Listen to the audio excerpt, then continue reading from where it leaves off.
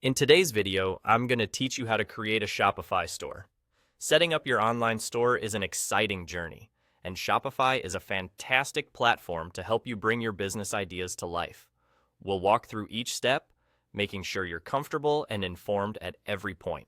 First, open your browser and head over to Shopify.com. You'll land on their homepage, a vibrant and user-friendly introduction to the world of e-commerce. As you gaze upon the various features that Shopify offers, your attention should drift towards the top right corner of the screen.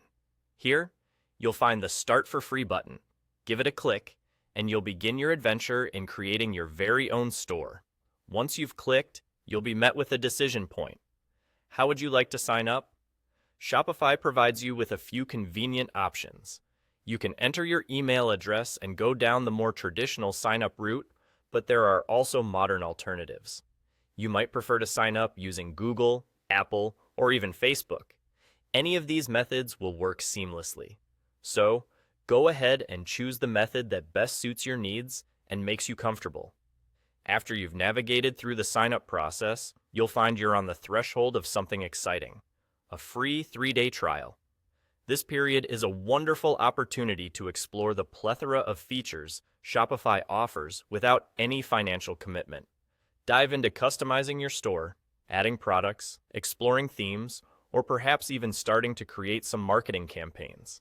This trial provides a valuable chance to get acquainted with the platform, experiment with designs, and truly see how Shopify can meet your business aspirations.